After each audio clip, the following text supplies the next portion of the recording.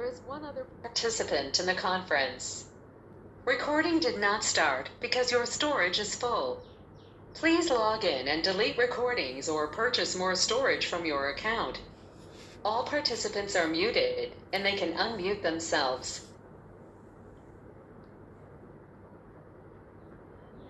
ओम नमोर्यंताणं नमो सिद्धाणं नमो ऐर्याणं नमो वज्रायाणं नमो लोहे सवसाहुणम् मंगलम भगवान वीरो मंगलम गौतमो गणी मंगलम कुंद कुंदार्यो जैन धर्मोस्तु मंगलम ओंकार बिंदु संयुक्तम नित्यं जायन्ति योगिनः कामदं मोक्षदं चैव ओंकाराय नमो नमः अहोपकार जिनवरनो कुंदनो ध्वनि दिव्यनो जेन कुंद ध्वनि आप्या अहो आ गुरु काननो तुझ ज्ञान ध्यान नो रंग अमया दर्श रहो ओ शिव पद तक तुझ संग माता हाथ ग्रह।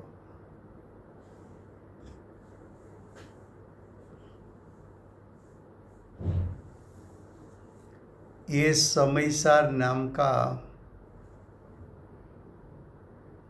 परम अध्यात्म शास्त्र है। भगवत कुंकुंदाचार्य देव ने मांगलिक करके समयसार को कहने की प्रतिज्ञा की है। समयसार का अर्थ है कि आत्मा में भगवान होने का शक्ति रूप सामर्थ्य है।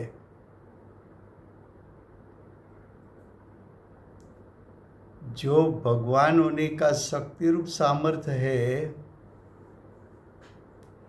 उसका दृष्टि स्वीकार कर ले तो सम्यक दर्शन की प्राप्ति होती है और ज्ञान उपयोग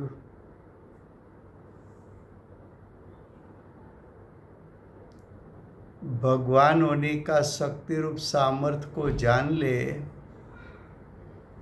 तो सम्यक ज्ञान की प्राप्ति होती है और भगवान होने का जो शक्ति रूप सामर्थ्य है उस पर दृष्टि और उपयोग स्थिरता कर दे तो सम्यक चारित्र की प्रकटता होती है। ऐसा भगवान होने का जो शक्ति रूप सामर्थ्य है उसका स्वरूप दिखाने के लिए और उसको ग्रहण करके सम्यक दर्शन आदि प्रकट करने के लिए आचार्य भगवान ने ये शास्त्र की रचना की है। ऐसा शास्त्र में दूसरा अधिकार कर्ता कर्म अधिकार चलता है। कर्ता कर्म अधिकार में 66 नंबर का श्लोक नंबर 66।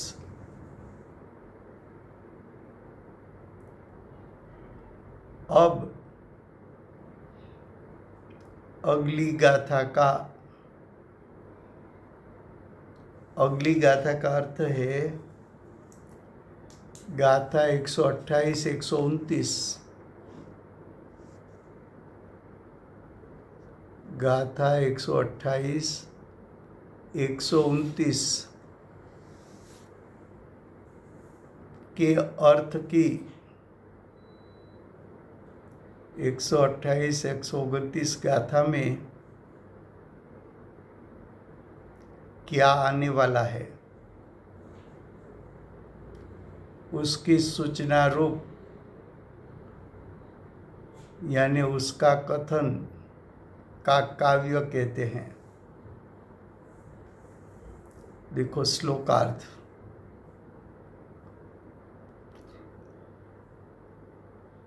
यही प्रश्न होता है कि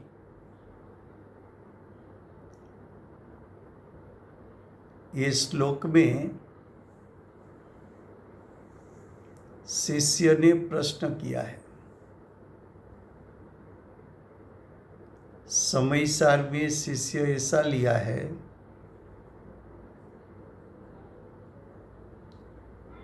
कि गुरु के कथन, भगवत कुंकुदाचार्य देव के कथन और अमृतचंद्र आचार्य देव के कथन, उसमें उसको कोई शंका नहीं है। लेकिन आचार्य भगवान ने जो कहा वो समझ में नहीं आता है, तब शिष्य प्रश्न करेगा। उसको शंका कहने में नहीं आती, उसको आशंका कहने में आती है।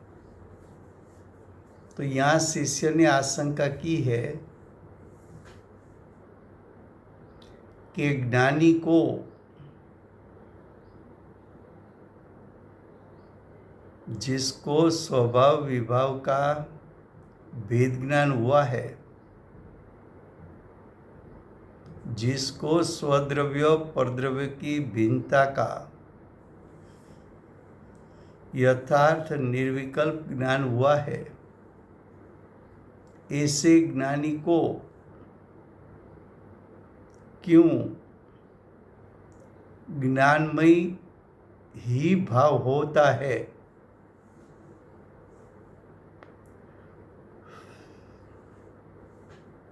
ज्ञानी का सब भाव ज्ञानमय क्यों होता है? ऐसा शिष्य ने प्रश्न उठाया और आगे कहा, और अन्य का अर्थ है ज्ञानी के अलावा।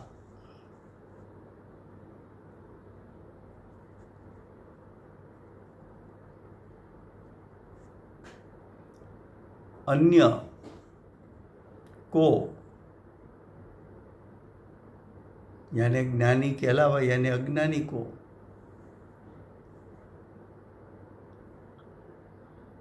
नहीं, सॉरी, यहाँ अन्य का अर्थ है ज्ञानी को ज्ञानमय भाव से अन्य यानी अज्ञानमय भाव क्यों नहीं होता?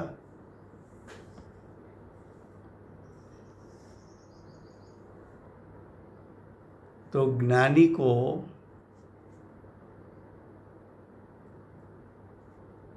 ज्ञानमय भाव से अन्य यानी अज्ञानमय भाव क्यों नहीं होता? ऐसा एक प्रश्न। अब दूसरा प्रश्न, और अज्ञानी को, अज्ञानी किसको कहते हैं? जो स्वभाव विभाव को एक रूप मानता है,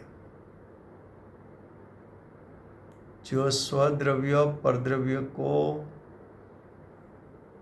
एक रूप मानता है,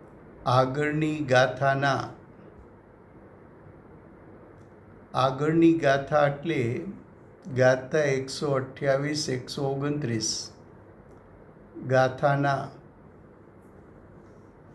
અર્થની સૂચનારૂપ કાવ્ય કહે છે.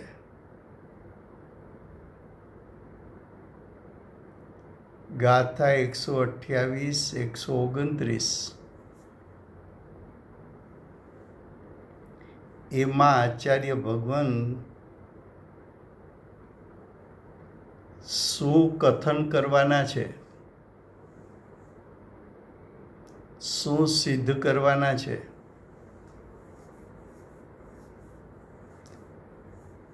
એ કહેવા માટે અમૃતચંદ્ર આચાર્ય દેવે 66 નંબરનો શ્લોકની રચના કરી છે. શ્લોકાર્થ. અહીં પ્રશ્ન છે કે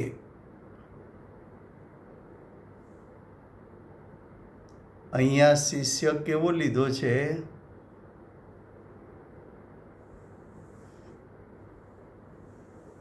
તો કે શિષ્ય શંકા કરે તેવો નથી લીધો, પણ શિષ્ય આશંકા કરે તેવો છે.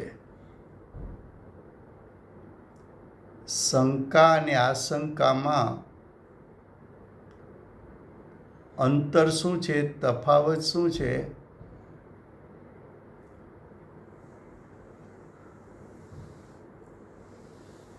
તો કે જે શિષ્ય આચાર્ય ભગવાનને જ્ઞાની તરીકે સ્વીકારીને જ્ઞાની જે કહે છે એ બધું સત્યાર્થ છે એવા અભિપ્રાયવાળો છે, પણ આચાર્ય ભગવંતે જે કહ્યું હોય તે પોતાને ન સમજાતું હોય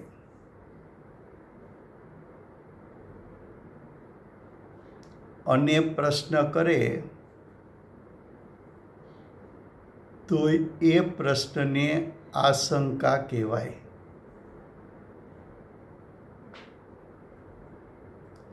પણ આચાર્ય ભગવાનને જ્ઞાની તરીકે ન સ્વીકારે,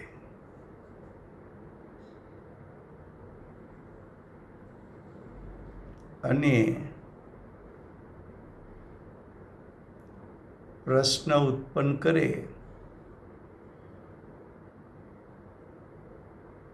તો એવા શિષ્યને શંકાશીલ પ્રશ્ન કહેવાય. અહીં તો શિષ્ય પ્રશ્ન કરે છે, આશંકા કરે છે. શું આશંકા કરે છે? કે જ્ઞાનીને, જ્ઞાની એટલે જેને સ્વભાવ વિભાવ વચ્ચે ભેદરૂપ શ્રદ્ધાને જ્ઞાન થયું છે.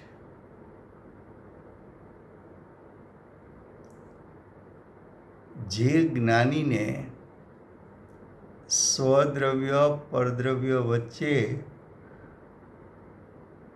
ભિન્નતાનું, પૃથકતાનું યથાર્થ શ્રદ્ધાને જ્ઞાન થયું છે એવા જીવને જ્ઞાની કહેવામાં આવે છે. તો કે છે જ્ઞાનીને કેમ જ્ઞાનમય જ ભાવ હોય, અને અન્ય એટલે કે અજ્ઞાનમય ભાવ કેમ ન હોય?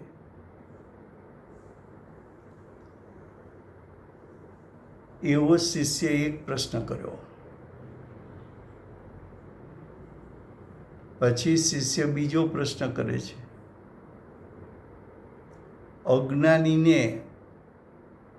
અજ્ઞાની એટલે સ્વભાવ વિભાવની ભિન્નતાનું શ્રદ્ધાન અને જ્ઞાન જેને વર્તતું નથી. આત્માનો ત્રિકાળ શુદ્ધ સ્વભાવ છે અને વર્તમાન પર્યાયમાં પ્રગટ થયેલા મોહ રાગ દ્વેષ છે. તો આત્માનો શુદ્ધ સ્વભાવ અને મોહ રાગ દ્વેષ ભિન્ન હોવા છતાં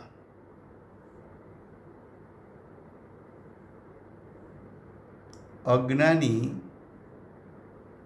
હું મોહી રાગી દ્વેષી છું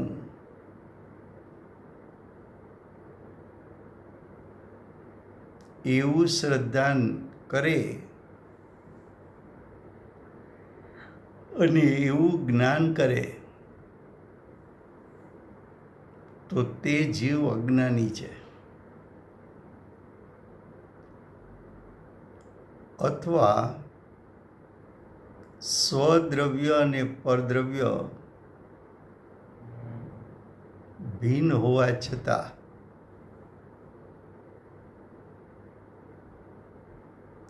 સંયોગ સંબંધમાં સ્વદ્રવ્ય પરદ્રવ્ય હોય ત્યારે અજ્ઞાની સ્વદ્રવ્ય પરદ્રવ્યની ભિન્નતાનું શ્રદ્ધાન અને જ્ઞાનનો અભાવ હોવાથી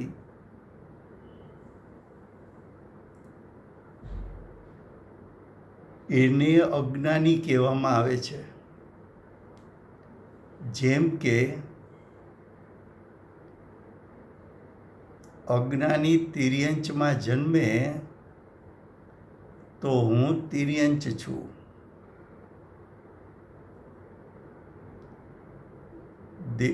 નારકીમાં જન્મે તો હું નારકી છું. મનુષ્યમાં જન્મે તો હું મનુષ્ય છું. દેવગતિમાં જન્મે તો હું દેવ છું. હું સ્ત્રી છું, હું પુરુષ છું.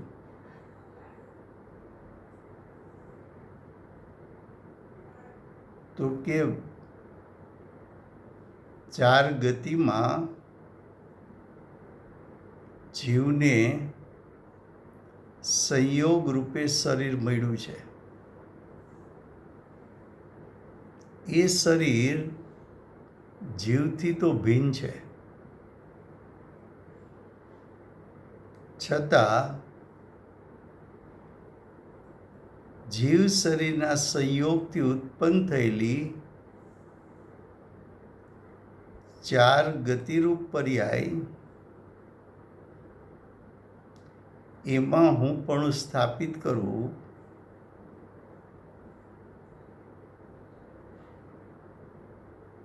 જીવ શરીરની ભિન્નતાનું યથાર્થ જ્ઞાન ન કરવું એવા જીવના પરિણામ અજ્ઞાનમય છે. એને અજ્ઞાની કહેવામાં આવે છે. તો કે છે જ્ઞાની અને અજ્ઞાની.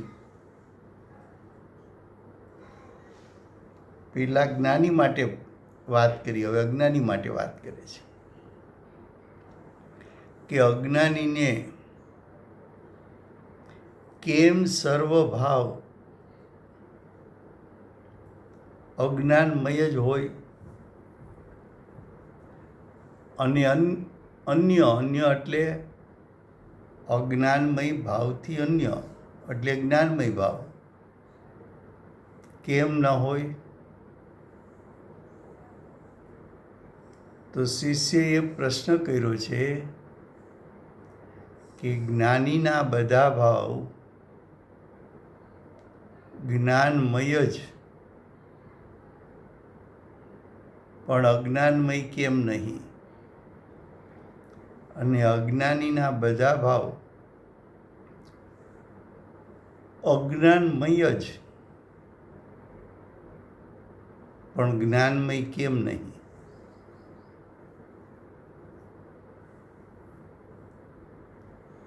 હવે આ પ્રશ્નનો ઉત્તર એટલે કે જ્ઞાનીના બધા ભાવ જ્ઞાનમય જ કેમ હોય છે અને અજ્ઞાનીના બધા ભાવ અજ્ઞાનમય જ કેમ હોય છે, એનો ઉત્તર કહેવા માટે ભગવત કુંકુંદાચાર્ય દેવ બે ગાથાની રચના કરે છે. જુઓ, ગાથા 128, ગાથા 129, એનું હરિગીત. એના શબ્દો છે: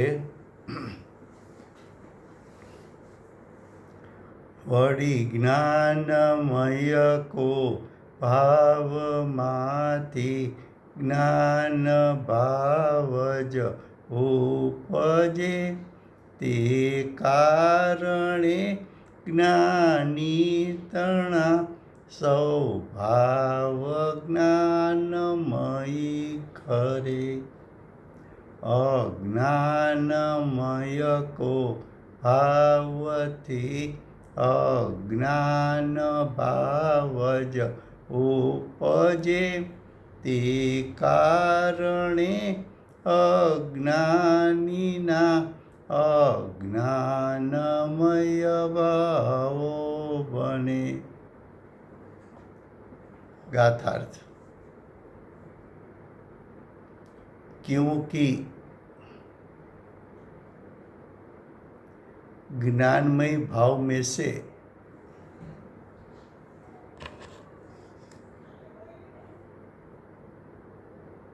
ज्ञानमय ही भाव उत्पन्न होते हैं.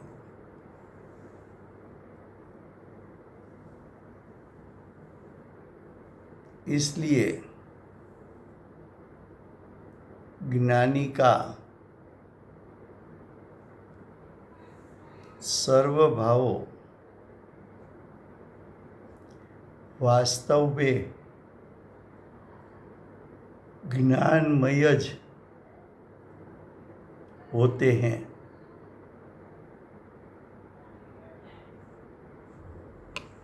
प्रथम अस्थि से बताया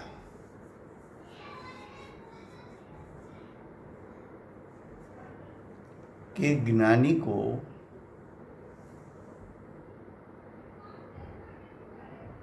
भावी ज्ञान में ही उत्पन्न होता है.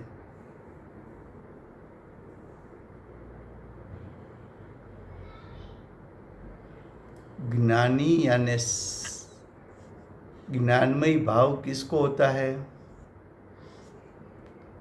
तो कि ज्ञानमय भाव साधक को होता है. साधक दशा 4 से 12 गुणस्थान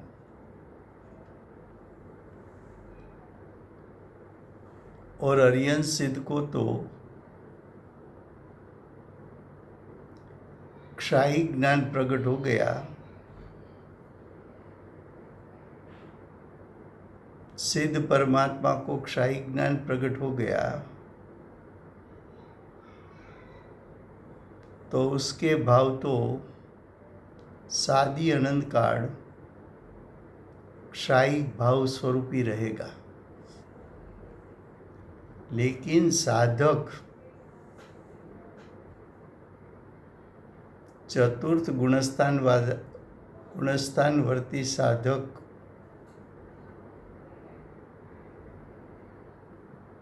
जिसने नियम पूर्वक व्रत तप नहीं लिए,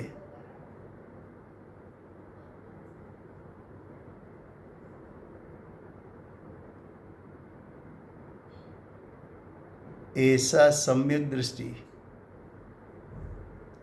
पंचम गुणस्थान वाला श्रावक,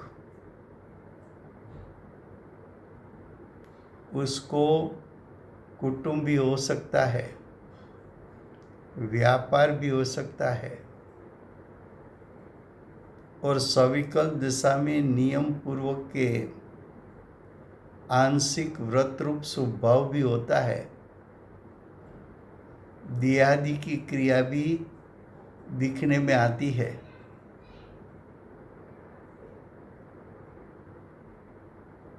और सविकल्प दशा में भी वर्तते हैं। छठे सातवें गुणस्थान पर झूलने वाले मुनिराज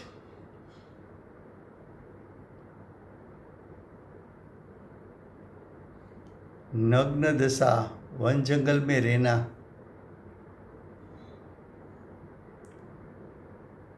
बार बार आत्म स्वभाव में लीन होना, फिर भी मुनिराज को भी आहार विहार का विकल्प होता है, शास्त्र रचना का विकल्प होता है, उपदेश देने का विकल्प आता है।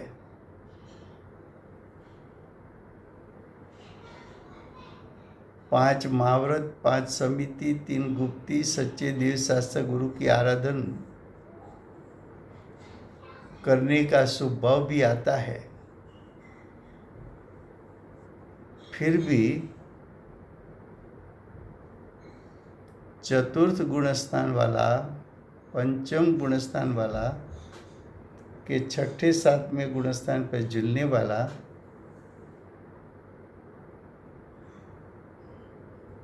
के श्रेणी आरोहण करने वाला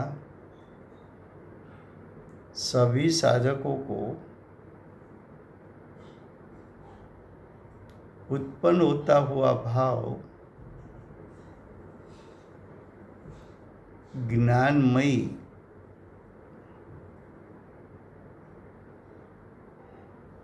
भाव क्यों कहा?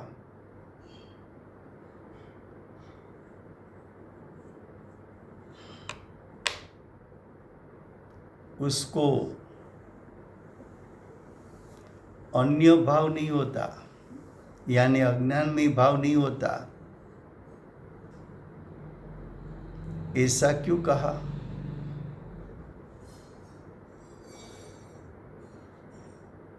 तो कि एक बार जो जीव को सम्यक दर्शन प्राप्त हो गया, सम्यक दर्शन यानी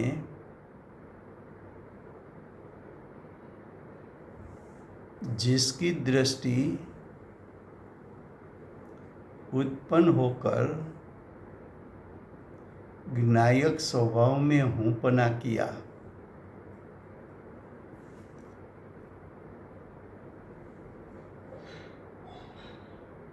जब ज्ञायक स्वभाव में हूँपना किया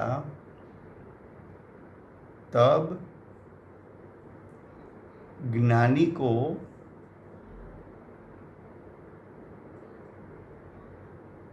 आत्म स्वभाव की प्रतीति में ऐसा आया कि मेरे में भगवान होने का शक्ति रूप सामर्थ्य है।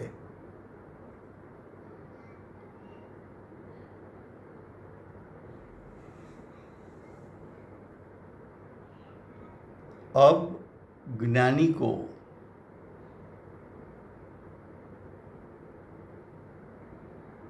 दृष्टि ज्ञायक पर जमने के बाद प्रति समय मैं ज्ञायक हूँ, मैं ज्ञायक हूँ, मैं ज्ञायक हूँ, मैं भगवान आत्मा हूँ, मैं भगवान आत्मा हूँ, मैं परिपूर्ण शुद्ध स्वभावी हूँ,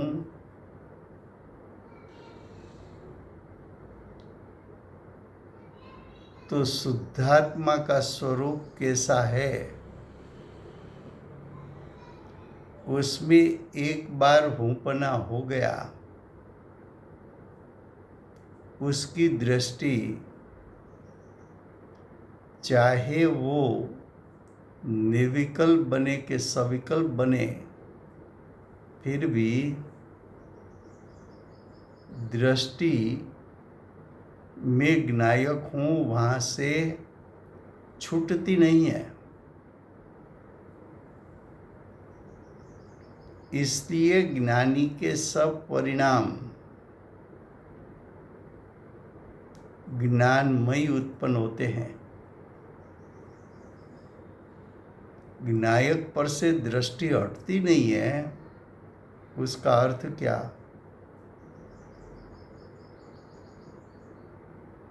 तो कि हम सब मनुष्य हैं।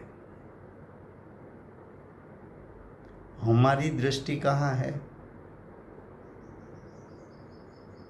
ज्ञायक स्वभाव पर है कि असमान जाति द्रव्य पर्याय पर है? तो कि हमारी दृष्टि तो असमान जाति द्रव्य पर्याय पर है। अर्थात मैं मनुष्य हूँ या तो मैं स्त्री हूँ या तो मैं पुरुष हूँ, ये भाव अन्य क्रिया करते समय भी, चाहे वो खाने पीने का बनाए, चाहे घूमने के लिए जाए, चाहे एक्सरसाइज करे, चाहे व्रत तप करे, कोई भी क्रिया करे, चाहे सो जाए, तो भी भाव में से मैं मनुष्य हूँ या मैं पुरुष हूँ या मैं स्त्री हूँ, ये भाव छूटता नहीं है। वैसी तरह एक बार शरीर से भिन्न शुद्धात्मा, मोह राग द्वेष से भिन्न शुद्धात्मा, परिग्रह से भिन्न त्रिकाल शुद्धात्मा, उस पर जिसकी दृष्टि गिर गई और आत्म स्वभाव में हूँपना कर लिया, अब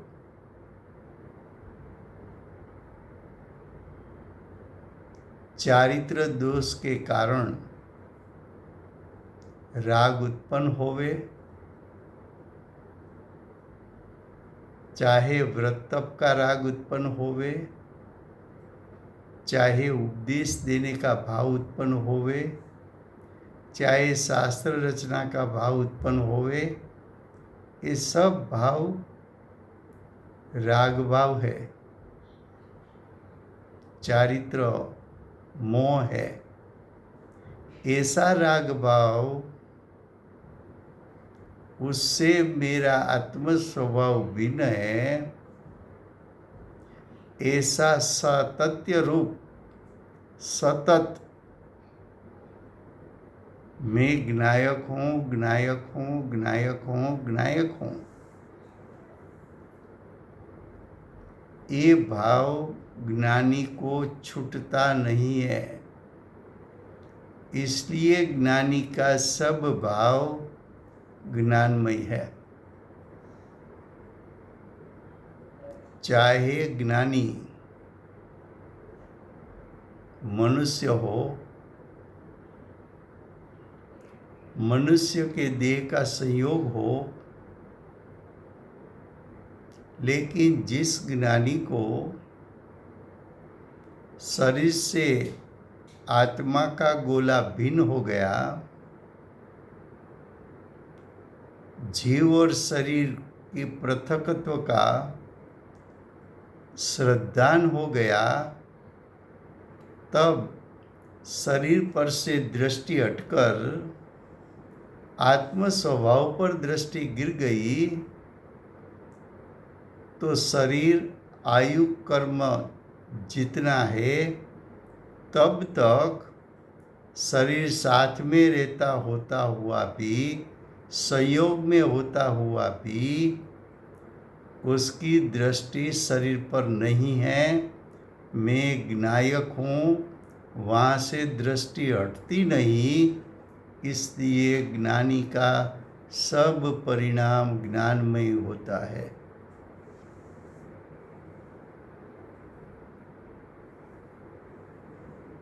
ज्ञानी चक्रवर्ती राजा हो, 6 खंड का धनी हो, 96,096 रानी हो, 96 पायदड़ हो, जिसकी संपत्ति का वर्णन शब्द के माध्यम से न हो सके, ऐसा वैभव संयोग में हो, फिर भी चक्रवर्ती राजा राज सिंहासन पर बैठा हो, बाजू में पटरानी बैठी हो, फिर भी चक्रवर्ती राजा सम्यक दृष्टि,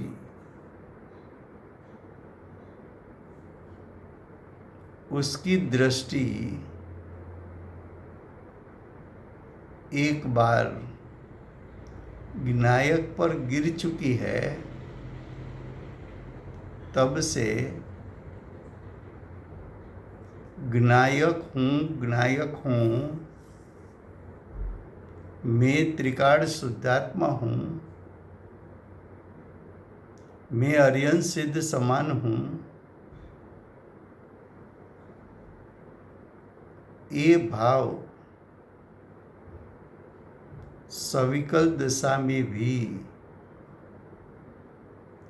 चक्रवर्ती सम्यक दृष्टि राजा को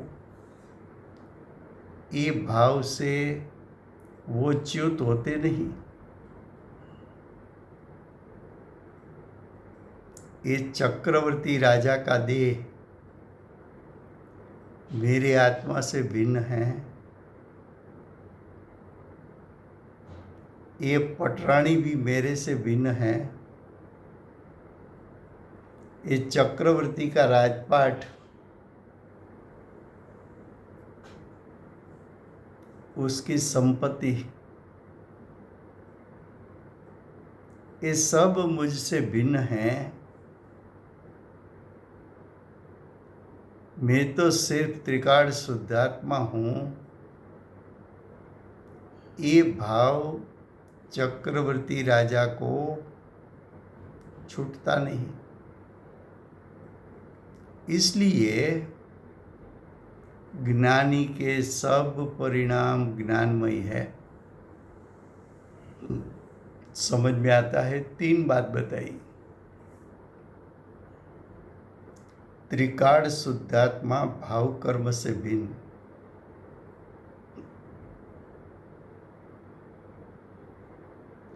द्रव्य कर्म से भी भिन्न, कर्म का उदय कर्म के उदय में है, वहाँ ज्ञानी का लक्ष्य नहीं, ज्ञानी की दृष्टि नहीं।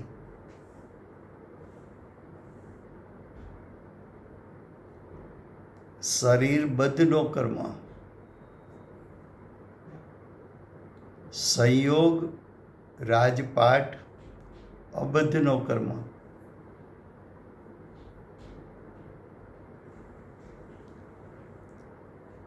जिसकी दृष्टि एक बार ज्ञायक पर गिरी, वो जीव भी निर्विकल दशा में से सविकल दशा में आता है। और सविकल दशा में अनेक प्रकार के स्वभाव भी आते हैं।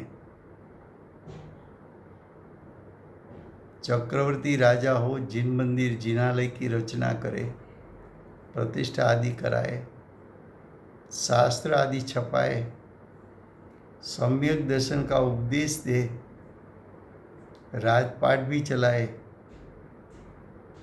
गृहस्थ जीवन भी चलाए, बाहर की अनेक प्रकार की प्रवृत्ति दिखने में आए, वो अनेक प्रकार की बाहर की प्रवृत्ति के काल में मैं ज्ञायक हूँ ऐसा भाव का त्याग ज्ञानी को होता नहीं। इसलिए ज्ञानी के सब भाव ज्ञानमय है। ख्याल में आता है।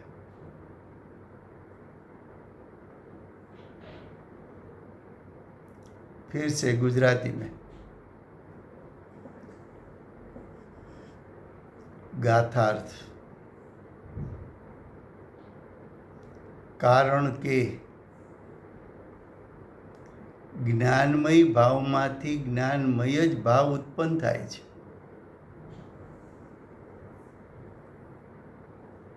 જ્ઞાનીને બધા ભાવ જ્ઞાનમય છે એટલે શું?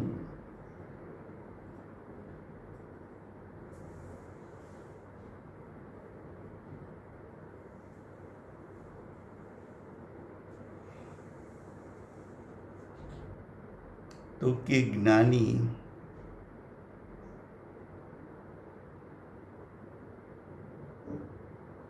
જેમની દ્રષ્ટિ અને ઉપયોગ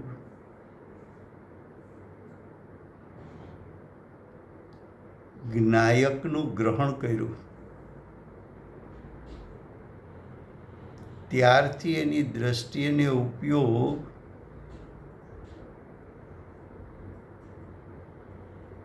બદલાઈ ગયા છે। એટલે શું?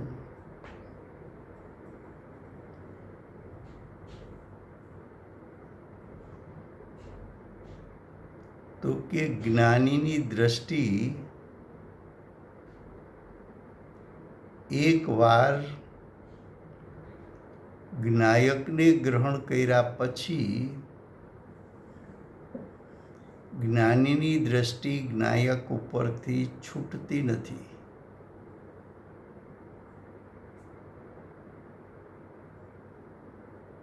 બેનશ્રીએ એક દ્રષ્ટાંત આપ્યો છે વચનામૃતમાં કે જેમ પતંગ ભલે આકાશમાં ઉડે પણ એનો દોરો તારા હાથમાં છે। પતંગ આકાશમાં ઉડે પણ એની રસ્સી એનો દોર તારા હાથમાં છે। દોર તે પકડી રાખ્યો છે।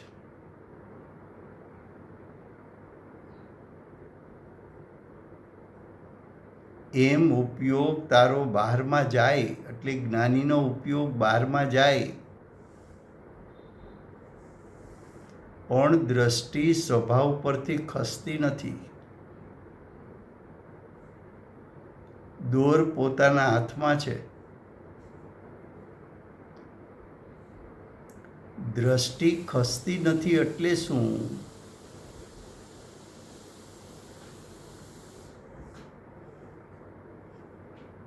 તો કે અજ્ઞાનીની દ્રષ્ટિ ક્યાં છે? તો કે અજ્ઞાનીની દ્રષ્ટિ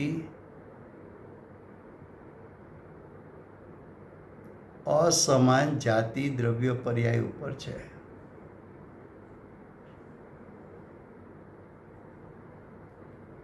અજ્ઞાનીની દ્રષ્ટિ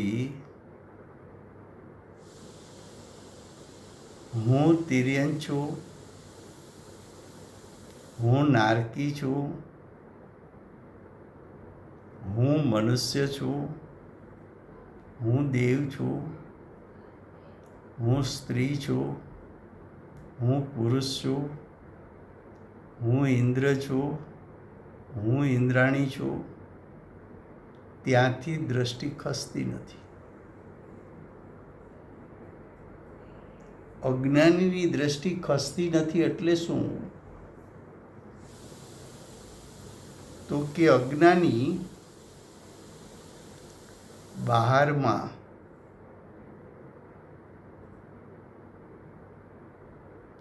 કાર્ય ગમે તે કરતો હોય તો પણ 24 કલાક પ્રતિ સમય હું મનુષ્ય છું એ ભાવ એને છૂટતો નથી. હું પુરુષ છું, હું સ્ત્રી છું, હું દેવ છું કે હું દેવી છું, કે હું ઇન્દ્ર છું કે હું ઇન્દ્રાણી છું, એ ભાવ છૂટતો નથી.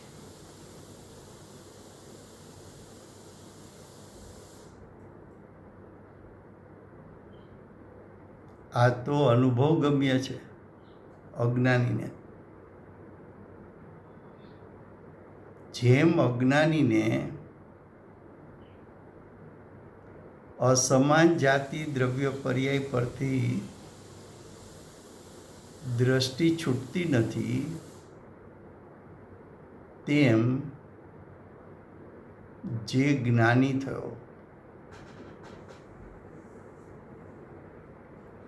જ્ઞાની થયો એટલે શું?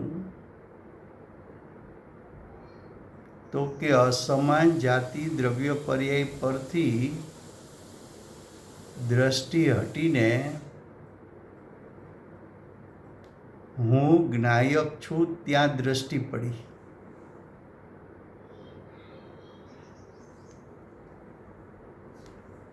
જ્યાં હું જ્ઞાયક છું એના ઉપર દ્રષ્ટિ પડી ત્યારે જ્ઞાયકનું સ્વરૂપ પ્રતીતિમાં આવ્યું. જ્ઞાયકનું સ્વરૂપ કેવું છે એનો અહેસાસ થયો. કેવો અહેસાસ થયો કે ઓહો, હું તો અનંત શક્તિનો પિંડ છું.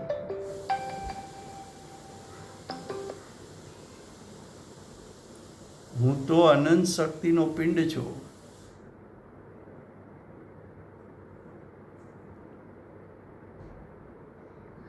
હું તો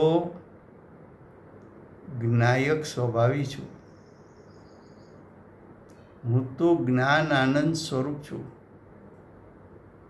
હું તો ચૈતન્ય સ્વરૂપ છું. આત્માનું અનંત શક્તિરૂપ સામર્થ એની પ્રતીતિ થઈ. એ પ્રતીતિ થઈ તે થઈ. અસ્થિથી જ્ઞાયકનું સ્વરૂપ પ્રતીતમાં આવ્યું. નાસ્તિથી હું રાગથી ભીન છું, એટલે કે મોહ રાગ દ્વેષથી ભીન છું. દ્રવ્ય કર્મોથી ભીન છું, શરીરથી ભીન છું, સંયોગોથી ભીન છું, એમ પ્રતીતમાં આવ્યું. હવે એવા જ્ઞાની સવિકલ દશામાં આવે અને જ્ઞાન ઉપયોગ બહારમાં લોટે, એટલે કે જ્ઞાન ઉપયોગ બહારમાં જાય, પણ દ્રષ્ટિ જ્ઞાયક ઉપર પડી તે પડી. હવે હું જ્ઞાયક છું એ ભાવમાંથી છૂટતું નથી. જ્ઞાની ગમે તે પ્રવૃત્તિ કરે, ચાહે વ્રત તપના ભાવ કરે, 5 મહાવ્રતનું પાલન કરે, 5 સમિતિનું પાલન કરે, 3 ગુપ્તિનું પાલન કરે, સાચા દેવશાસ્ત્ર ગુરુનો ઉપદેશ આરાધન કરે, ભક્તિ કરે, પૂજા કરે, સ્ત્રોત બનાવે, શાસ્ત્ર રચના કરે,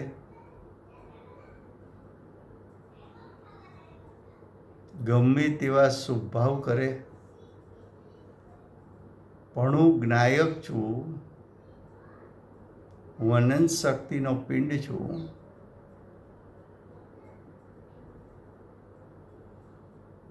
હું ભગવાન આત્મા છું, હું લક્ષ્મીવાન છું, એ ભાવ એને છૂટતો નથી.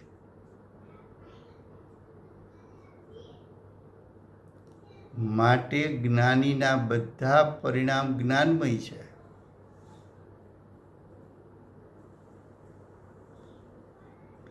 પ્રત્યેક સમયે જ્ઞાની શુદ્ધતા વધારતા જાય છે.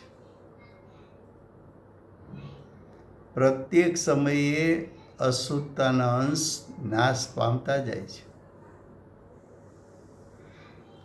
તો જ્ઞાનીના સર્વભાવ જ્ઞાનમય જ ઉત્પન્ન થાય છે. કારણ કે અનંત સંસારનું કારણ એવું મિથ્યાત્વ નાશ પામ્યું અને તીવ્રમાં તીવ્ર કસાય અનંતાનુબંધી કસાય એ પણ જેને નાશ પામ્યા છે.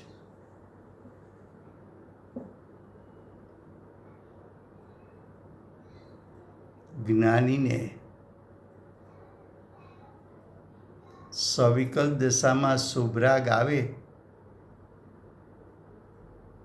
તે સમયે પણ હું જ્ઞાયક છું, શુભરાગ મારું સ્વરૂપ નથી,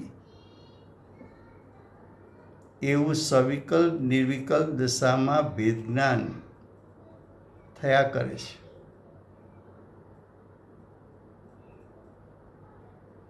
શરીર છે જ્ઞાનીને, પણ એ શરીર તે મારું સ્વરૂપ નથી. શરીર પરદ્રવ્ય છે, બદ્ધ નોકર્મ છે. જ્ઞાનીને કર્મના ઉદય આવે, પણ એ કર્મના ઉદયમાં એ કાંઈ અચેતન જળ કર્મ એ મારું સ્વરૂપ નથી, એવું ભેદજ્ઞાન એને વર્તે છે. અને બહારના સંયોગોમાં સમ્યક દ્રષ્ટિ ચક્રવર્તી રાજા પણ હોઈ શકે.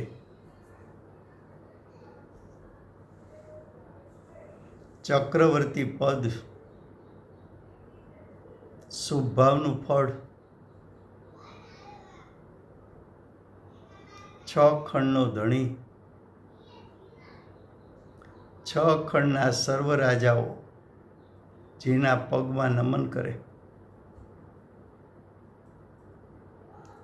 એવો શક્તિશાળી રાજા, 96,000 સ્ત્રી, 96,000નું પાયદળ,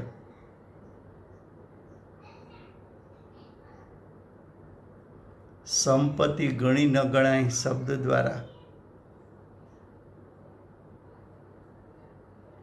એવા સંયોગ વચ્ચે બેઠો છે ત્યારે પણ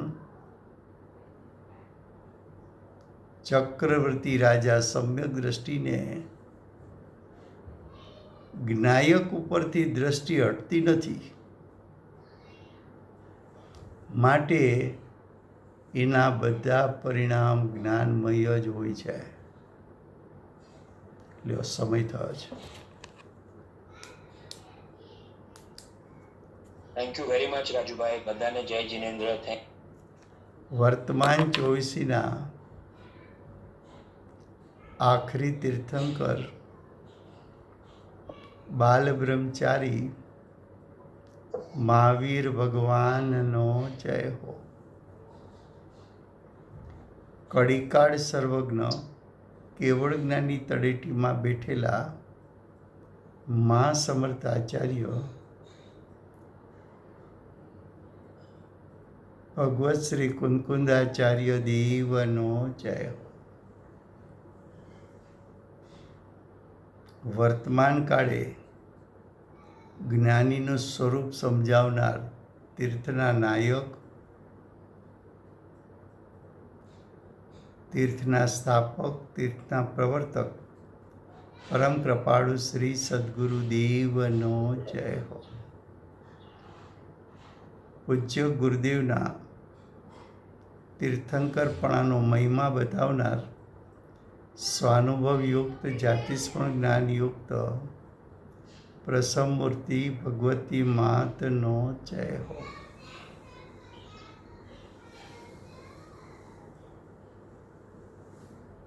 સમ્યક દર્શનની પ્રાપ્તિમાં નિમિત્તરૂપ અષ્ટજીનવાણી માતનો જય હો.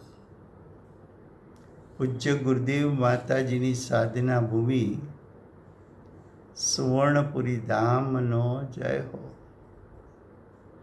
સુવર્ણપુરી ધામમાં બિરાજતા સર્વે દેવશાસ્ત્ર ગુરુ ભગવંતનો જય હો.